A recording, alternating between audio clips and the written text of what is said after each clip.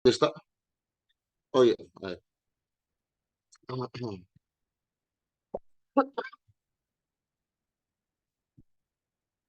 Ya, Assalamualaikum warahmatullahi wabarakatuh. Selamat pagi, Waalaikumsalam, Prof. Agung dan teman-teman semuanya. Mohon izin, Prof. Kami biasanya berempat. Mungkin ini Mas Farid agak telat masuk ya, Prof. Eh, Mohon izin untuk dimulai. Ya, pada pagi hari ini kami dari Magister Non-Reguler akan memaparkan terkait aspek lingkungan hidup.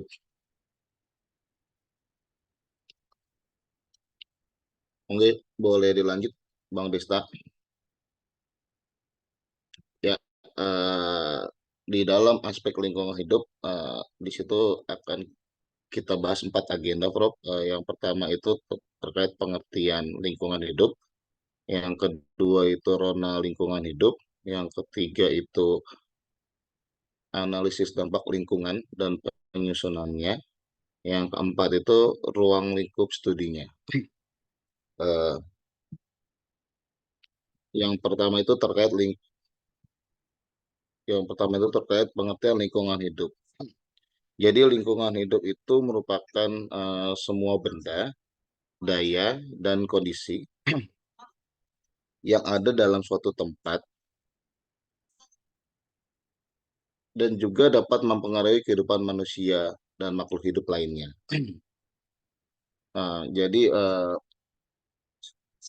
Jadi pengertian lain yang lebih luas itu yaitu suatu satuan ruang dengan semua benda, daya dan keadaan dan makhluk hidup termasuk di dalamnya manusia dan perilakunya yang mempengaruhi eh, kehidupan dan kesejahteraan manusia serta makhluk lainnya. Jadi memang lingkungan hidup ini merupakan komponen yang penting bagi kehidupan manusia karena memang lingkungan hidup ini mempunyai pengaruh besar bagi eh, bagi bagi kelangsungan hidup. Bisa kita ambil contoh, memang setiap manusia untuk bertahan hidup itu pasti membutuhkan kegiatan makan dan minum. Nah, dalam memenuhi kebutuhan itu, manusia memanfaatkan bagian-bagian dari lingkungan hidup, itu seperti hewan, ada tumbuhan, ada air, udara, sinar matahari, barang tambang, dan lainnya. Mungkin bisa di next, Mas Tristan. Nah, selanjutnya tujuan pengelolaan lingkungan hidup. Nah, tujuan pengelolaan lingkungan hidup itu ada 6. Yang pertama itu eh, mencapai kelestarian hubungan manusia dengan lingkungan hidup sebagai tujuan pembangunan manusia seutuhnya. Dua, itu untuk melakukan pengendalian pemanfaatan sumber daya lingkungan dengan bijaksana sehingga seluruh sumber daya yang digunakan oleh kepentingan orang banyak eh, akan lebih akan lebih produktif dan mungkin untuk menekan pemborosan yang seminimal mungkin. Yang ketiga, untuk mewujudkan manusia sebagai pembina lingkungan hidup. Yang keempat, eh, melaksanakan pembangunan yang berwawasan lingkungan untuk untuk kepentingan generasi sekarang dan mendatang. Dan yang kelima itu melalui PP nomor 29 tahun 86 itu mengenai AMDAL, di antaranya memberikan kewajiban kepada para pengelola dan pemilik pabrik untuk menyelenggarakan sebuah studi kelayakan teknis dan ekonomis, serta analisis dampak lingkungan yang dapat dipertanggungjawabkan. Dan yang terakhir itu eh, agar dapat melindungi negara terhadap dampak kegiatan di luar wilayah negara yang menyebabkan kerusakan dan pencemaran lingkungan. Mungkin next, Mas Desta. Ya, terdapat beberapa peraturan eh, perundang-undangan apa terkait lingkungan hidup, mulai dari undang-undang yang paling tinggi sampai dengan apa pelaksanaan Juklak dan Juknis itu ada keputusan Menteri Lingkungan Hidup. Nah, yang pertama itu ada Undang-Undang Nomor 23 Tahun 97. Itu ada tentang pengelolaan lingkungan hidup. Itu pada pasal 15 ayat 1 berisikan setiap rencana, usaha, dan atau kegiatan yang kemungkinan dapat menimbulkan dampak besar dan penting terhadap lingkungan hidup wajib memiliki AMDA. Terus yang kedua itu ada PP nomor 18 tahun 99, Jungto PP 85 tahun 99 tentang pengelolaan limbah beserta peraturan pelaksanaannya. Jadi memang ini ada sekitar enam peraturan yang mengatur terkait pelaksanaan lingkungan hidup. Mungkin next, Mas Desta. Ya, selanjutnya akan dilanjutkan oleh Mas Desta ya. Farid dulu. Pak Red. Oh, Mas Farid. Mas Farid udah muncul. Siap, Udah. hadir. Mohon izin Mas Farid. Siap, makasih Monggo Mas Pak Tony. dilanjutkan Mas Farid. Siap izin Prof. Agung melanjutkan teman-teman. Selanjutnya adalah definisi rona lingkungan hidup ya. Rona lingkungan yaitu kondisi lingkungan pada saat ini yaitu kondisi alam atau komponen-komponen lingkungan awal sebelum perencanaan dan pembangunan fisik dimulai. Pengertiannya. Salah satu kegunaan daripada rona lingkungan yaitu kita mengetahui kondisi lingkungan tanpa adanya kegiatan atau proyek. Yang berikutnya menduga kondisi rona lingkungan dengan adanya kegiatan atau proyek. Next, Bang Desta. Adapun kelompok studi rona lingkungan di berbagai aspek. Yang pertama ada di fisika dan kimia, kemudian ada juga kelompok biologi, kemudian ada juga kelompok sosial dan eh, ekonomi budaya.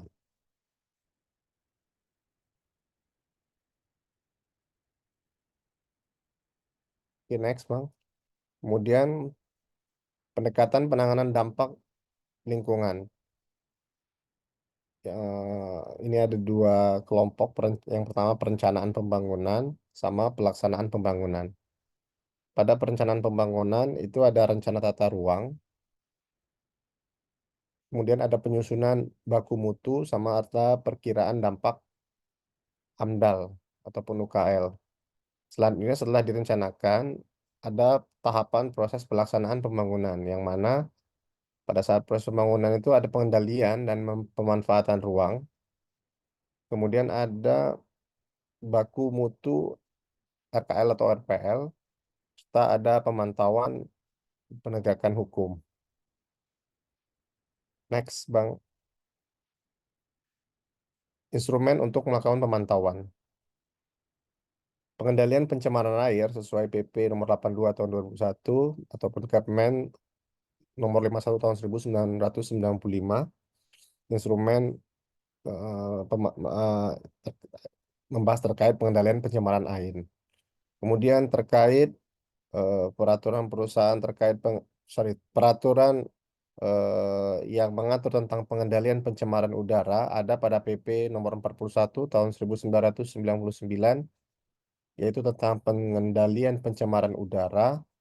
Kemudian Kepmen nomor 13 tahun 1995 mengatur tentang baku mutu emisi sumber tidak bergerak. Dan berikutnya Kepmen nomor 141 tahun 2003 mengatur tentang ambang batas emisi gas, buang kendaraan bermotor tipe baru dan kendaraan current production. Untuk instrumen pengelolaan limbah B3 itu diatur pada PP nomor 18 eh, 85 tahun 2000 tahun 1999 tentang pengelolaan limbah B3. Kemudian diatur juga pada Kepmen nomor 51 tahun 1995 tentang baku mutu air limbah.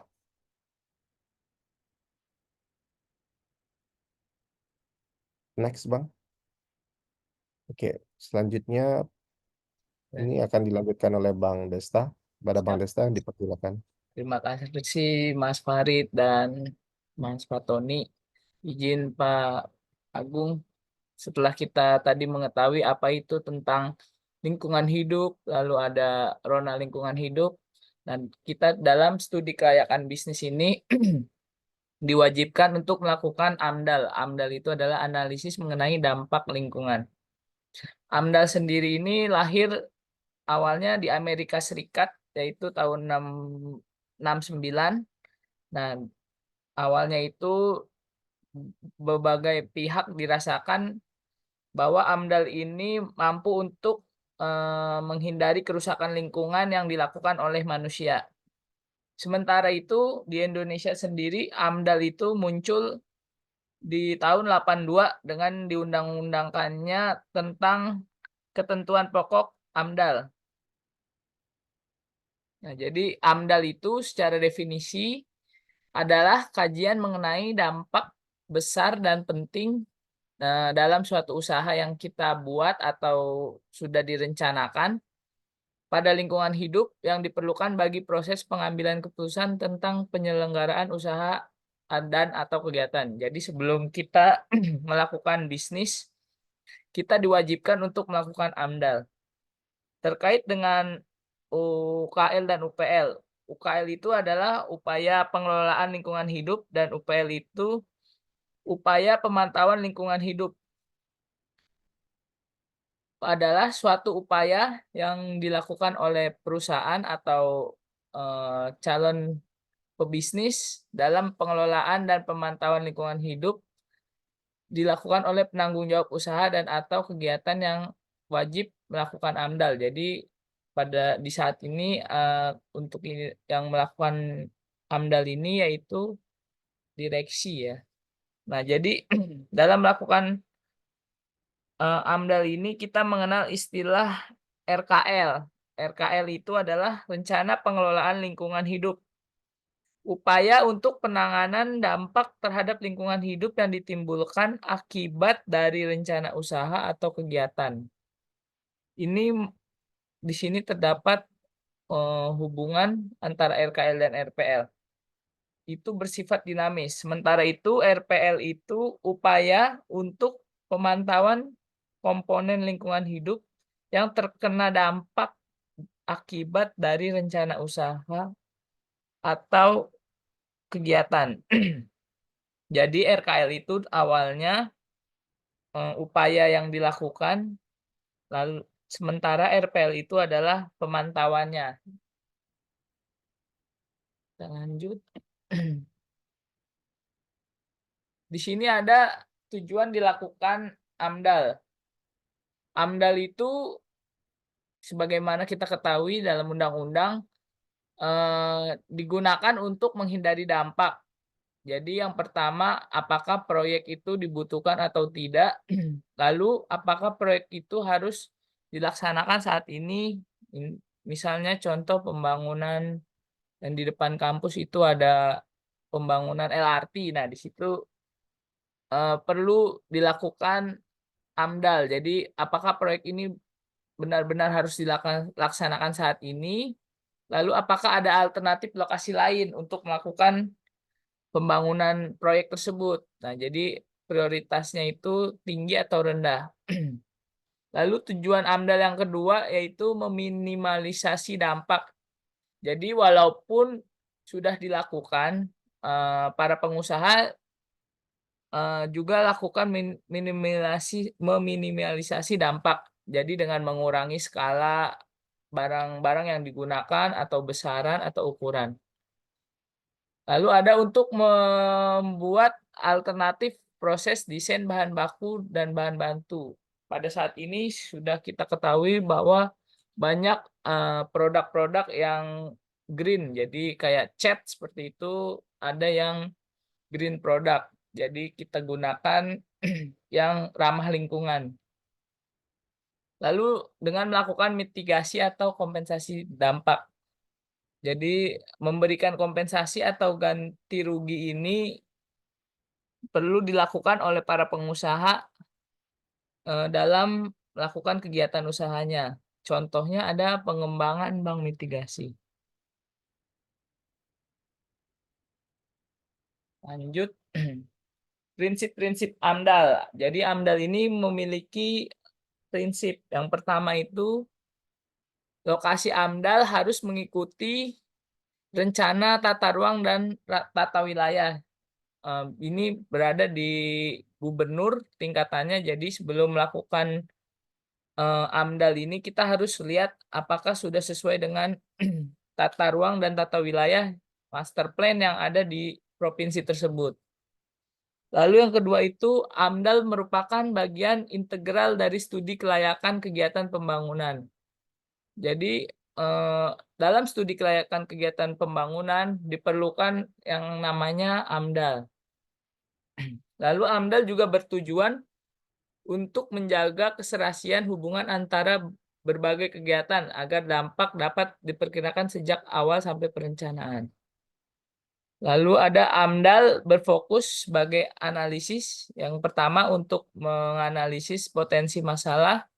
Lalu ada potensi konflik untuk kendala SDA, pengaruh kegiatan sekitar terhadap proyek.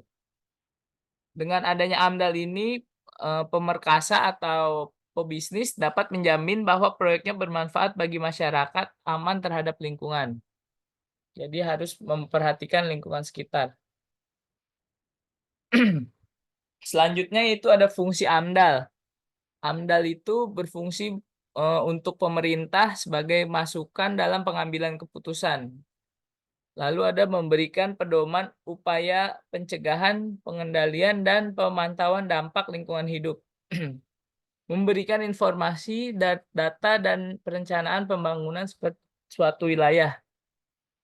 Nah, AMDAL juga bermanfaat untuk fungsinya itu sejak awal dampak positif atau negatif dari kegiatan proyek yang kita lakukan. Lalu ada bermanfaat sebagai menjamin aspek keberlanjutan proyek pembangunan. Jadi memperhatikan proyek-proyek ke depannya. AMDAL ini juga bermanfaat untuk menghemat penggunaan sumber daya alam. Jadi bisa ditekan penggunaan sumber daya alam dengan melakukan AMDAL. Nah, yang sangat penting juga ternyata ini AMDAL juga berguna untuk memperoleh pinjaman bank. Jadi seperti itu. Jadi AMDAL ini harus kita lakukan dalam perencanaan proyek atau bisnis.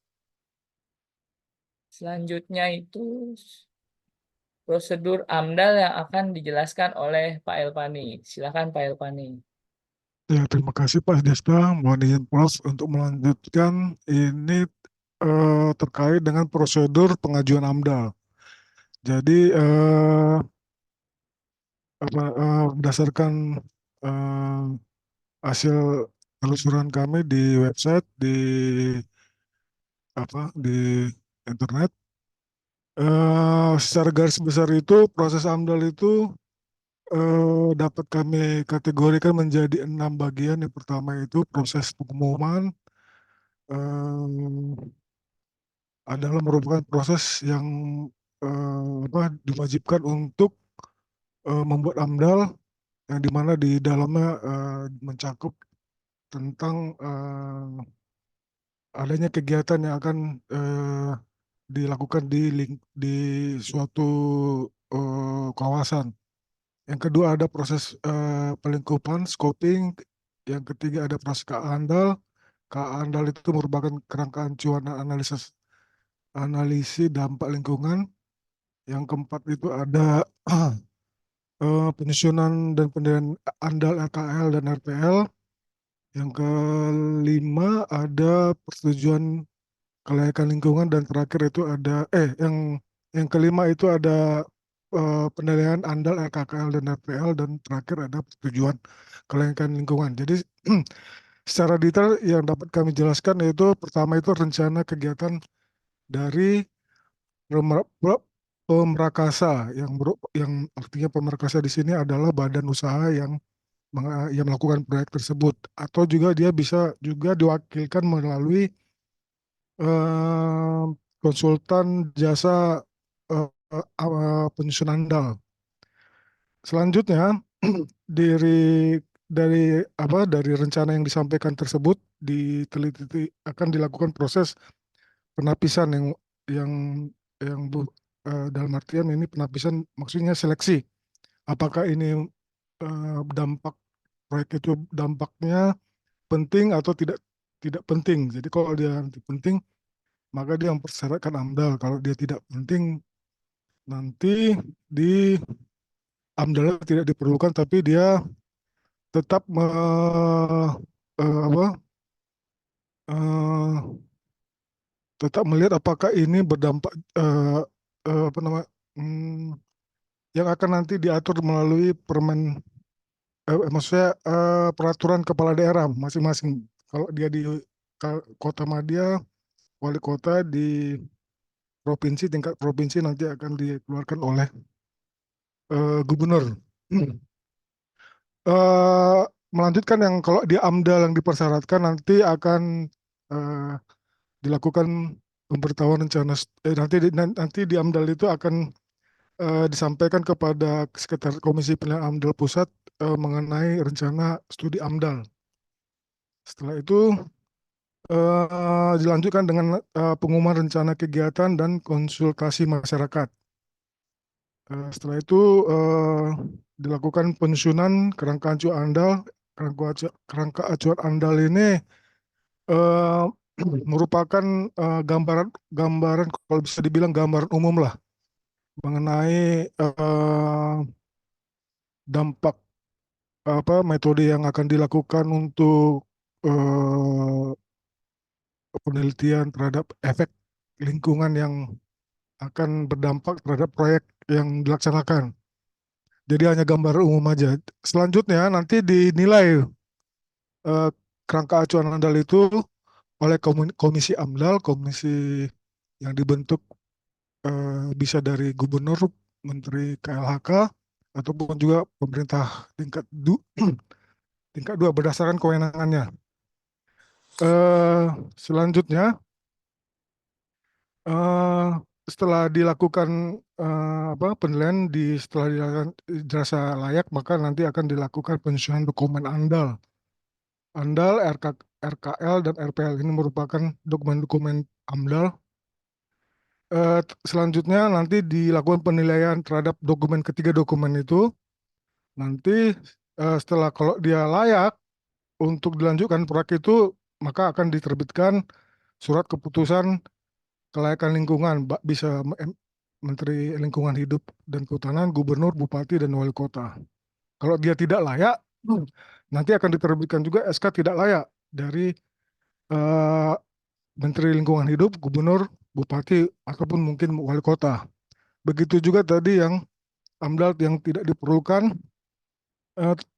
Di sini juga contohnya kalau yang UKL-UKL ini mungkin ya kayak di DKI Jakarta itu yang kayak restoran yang lebih dari 100 kursi, atau hotel yang jumlah kamar itu bisa di atas 40 kamar gitu. Jadi berdasarkan Permen Gub DKI bisa juga berbeda di pemerintah di provinsi yang lain. Nanti akan setelah itu apa namanya setelah penyusunan UPL dan UKL itu nanti akan ada rekomendasi dari instansi yang bertanggung jawab, dan setelah itu bisa diumumkan dia layak eh, la- eh, pada umumnya sih layak sebenarnya, karena dia tidak berdampak penting kan. Jadi diterbitkan juga surat dari gubernur, bupati, ataupun wali kota.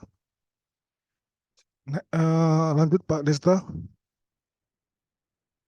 Berikut eh, ini yang apa namanya kami bagi tiga pihak-pihak yang terlibat dalam penerbitan AMDAL. Yang pertama Pemerakarsa itu sendiri ataupun dia konsultan penyusun AMDAL. Ini kalau konsultan penyusun AMDAL ini dia harus minimal AMDAL lulus sertifikat AMDAL B. Yang kedua dia pihak instansi yang bertanggung jawab, yang di sini yang pihak bertanggung jawab itu KLHK, instansi daerah. Yang ketiga itu ya Komisi Penilai AMDAL. Komisi Penilai AMDAL ini yang dibentuk oleh em, Menteri Lingkungan Hidup Kehutanan, KLHK, bisa juga diterbitkan oleh gubernur atau bisa juga diterbitkan wali kota. Jadi tergantung daripada kewenangannya. Selanjutnya, mohon izin Pak Desta. Untuk Komisi Penilai AMDAL yang tadi berdasarkan SK tadi, dia secara garis besar di anggotanya itu ada ketua, sekretariat, yang sekretaris, dan anggota. Bisa juga ini ketuanya merangkap anggota, bisa juga sekretarisnya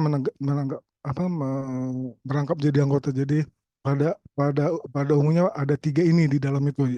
Dan di bawah itu ada bagian-bagian yang teknis, anggotanya itu sendiri, dan sekretariat komisi.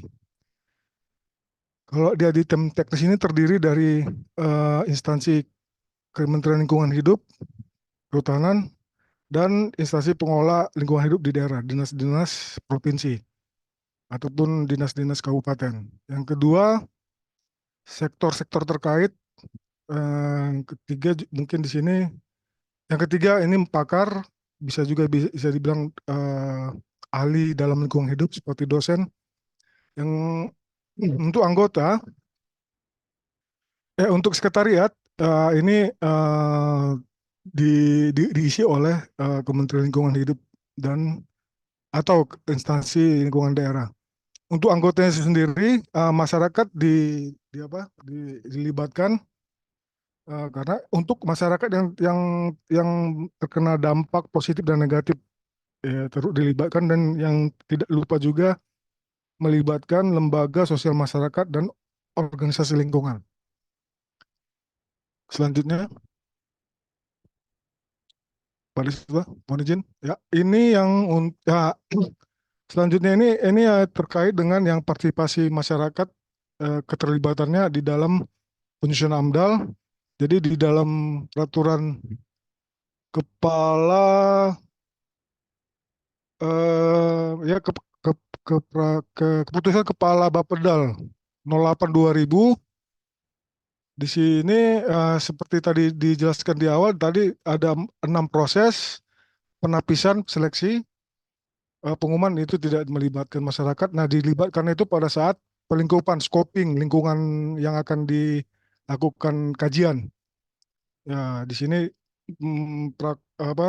terlibat di masyarakat untuk berkonsultasi lah. Dan yang tidak kalah pentingnya pada saat dia kesepakatan kerangka acuan AMDAL, penyusunan AMDAL, RKL, RPL, keputusan kelayakan atas AMDAL, RKKL, dan RPL melibatkan melibatkan partisipasi masyarakat. Nah, jadi penting juga suara dari rakyat itu untuk apakah bisa proyek itu disetujui atau tidak melalui wakil-wakilnya. Mungkin demikian, Prof, yang kajian kami terhadap bab 8, kurang lebihnya mungkin Ya. ada koreksi ya. Ya, terima kasih ya Bu. teman-teman semua ya. Jadi bukunya Pak Nurdin ini betul-betul fokus ke AMDAL ya kayaknya ya. Iya, Prof. AMDAL. AMDAL. Nanti saya ingin teman-teman ini mengupdate-nya dengan konsep green economic atau SDGs ya. Oh, siap, Prof. Ya, ditambahin ya nanti Green di economies ya. ya mana yang lebih tepat saya coba Oh, siap. dipikir sekelompok ini yang green economic atau yang SDGs-nya yang lebih tepat, konsep SDGs yang lebih tepat dalam kajian dampak lingkungan ini ya, itu ya Siap. kalau dari saya sebenarnya. Ya, ada yang didiskusikan lagi? Nah, jadi setelah ini kan artinya sudah lengkap Selesai. ya 8 bab ya. Sudah Nah, 678. jadi teman-teman sampai pertemuan ke-8 itu tolong dibuat draft update-annya. Nanti kirimkan ke saya, itu menjadi bahan UTS. Nanti draft-nya itu akan saya bawa ke Prof. Dedi. Nanti setelah itu baru kita diskusi bagaimana selanjutnya. Karena Prof. Dedi berkata Raja Wali Grafindo ini ingin update dari artikel bukunya itu. Nah, selanjutnya apakah akan menjadi buku update dengan nama kita ditambahkan atau kita betul-betul pindah ke buku lain, itu nanti saya pikirkan selanjutnya. Ya, gitu ya. Saya diskusi dulu dengan Prof. Dedi. Kalau Pak Nurdinnya kan masih belum sehat betul gitu. Itu ya. Siap. Ya, jadi Siap, Prof. pertemuan ke-8 itu sebelum Lebaran ya? Iya, biasa. Iya, pertemuan Lebaran. Ya, ini artinya draftnya saya tunggu sampai setelah Lebaran deh. Setelah Siap. Lebaran nanti kita ulang lagi seperti ini, tapi kasusnya itu kasus perusahaan yang di kelasnya reguler A, MM reguler A.